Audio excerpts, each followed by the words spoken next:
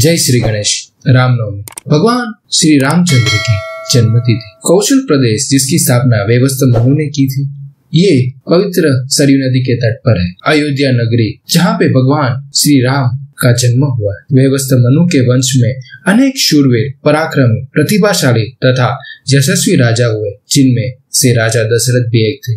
राजा दशरथ वेदों के मर्मज्ञ, धर्मप्राण, दयालु, रणकुशल और प्रजापालक थे। उनके राज्य में प्रजा कष्ट रहित, सत्यनिष्ठ एवं ईश्वर भक्त थे। लेकिन महाराज दशरथ विचार करने लगे कि मुझे कोई संतान नहीं, मेरा वंश आगे कैसे बढ़ेगा तथा किसी उत्तराधिकारी के अभाव में राज्य का क्या हो। इस प्रकार का विचार करके उन्होंने पुत्र प्राप्ति हेतु पुत्रयष्टि यज्ञ करने का संकल्प लिया। अपने कुलगुरु वशिष्ठ जी के पास गए और अपना मंतव्य बताया।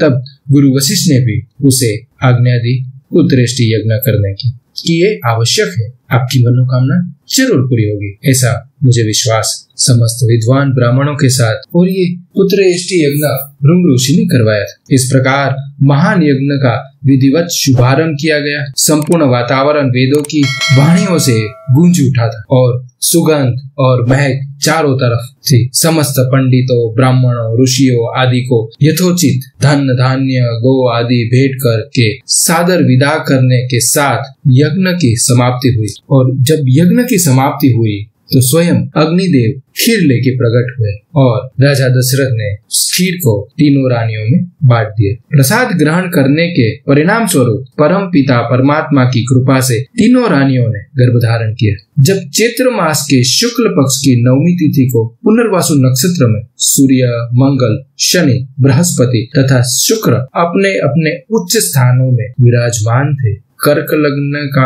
उदय होते ही महाराज दशरथ की बड़ी रानी कौशल्या के गर्भ से एक शिशु का जन्म हुआ, जो कि श्याम वर्ण, अत्यंत तेजोमय, परम कांतिवान तथा अद्भुत सौंदर्यशाली था। उस शिशु को लोग देखते ही रह गए। इसके पश्चात शुभ नक्षत्र और शुभ घड़ी में महारानी कैकेयी के एक तथा तीसरी रानी सुमित्रा के 2 तेजस्वी पुत्रों का जन्म हुआ। संपूर्ण राज्य में आनंद मनाया जाने लगा। महाराज के 4 पुत्रों के जन्म के उल्लास में गंधर्व गान करने लगे और अप्सराओं नृत्य करने लगे। देवता अपने विमानों में बैठकर पुष्प की वर्षा करने लगे, क्योंकि स्वयं भगवान विष्णु राम स्वरूप में अवतरित हुए।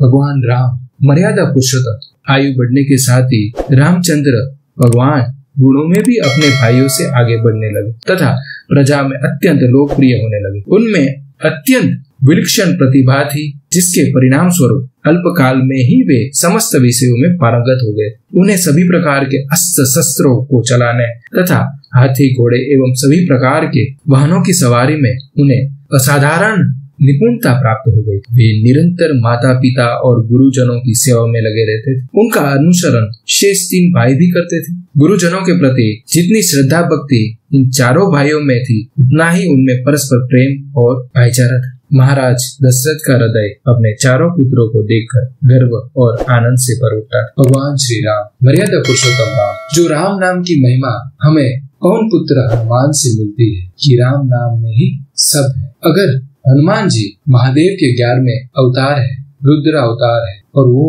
अगर बात करते हैं कि राम नाम की महिमा का कोई वर्णन नहीं होता और ये शक्ति राम की दी हुई है, इसका मतलब राम नाम की महिमा तो है। जब राम नाम का मंत्र जाप करते हैं तो एक आनंद की अनुभूति होती है। हमारे शरीर में जो मणिपुर चक्र है, उसका साउंड जो है वो राम है। कई जगह पे रामनवमी के दिन लोग उपवास करते हैं। हम भगवान श्री राम के चरित्र से क्या सीख सकते? एक ऐसे भाई जो अपने सभी भाइयों को साथ में लेके चलते, अपने भक्तों को सदा साथ में और सभी पे ध्यान रखते। एक ऐसे पति जो अपनी पत्नी के लिए कहीं दूर की मंजिल भी अकेले उसकी खोज में जाते, अकेले चुनौतियों को जीतना, हासिल करना। भगवान श्री राम अयोध्या से लेके जब लंका तक गए तो उसने कहीं पे राज्य नहीं किया, लेकिन वहीं के लोगों में से एक को राजा बनाया। अगर हमें सीखना है भगवान श्री राम से, जो मर्यादा पुरुषोत्तम है, कि अपनी मर्यादा में कैसे रहना है,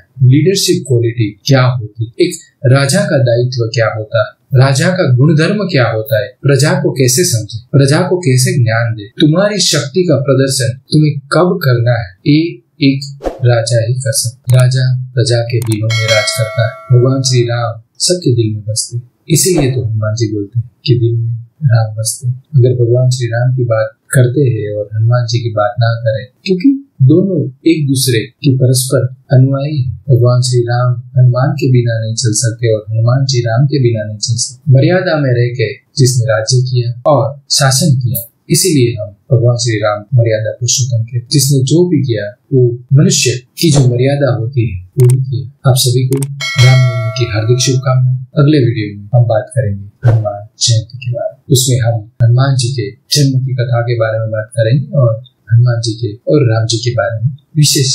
रामनवमी के दिन हनुमान चालीसा का पाठ शुभ है। अगर इसे करेंगे तो आपको जरूर मन को शांति मिलेगी, सुकून मिलेगा। राम नाम का जाप कीजिए, राम रक्षा स्तोत्रम का पाठ कीजिए और हनुमान चालीसा जरूर कीजिए। मन शांत होगा तो जीवन सुखमय व्यतीत होगा। आज्ञा दीजिए मुझे, मिलेंगे अगले वीडियो में। अगर आपको वीडियो अच्छा लगा है तो इसे लाइक कीजिए, दूसरों के साथ शेयर कीजिए और इस चैनल को सब्सक्राइब कीजिए। ओम नमः शिवाय। जय श्री कृष्ण, जय श्री राम।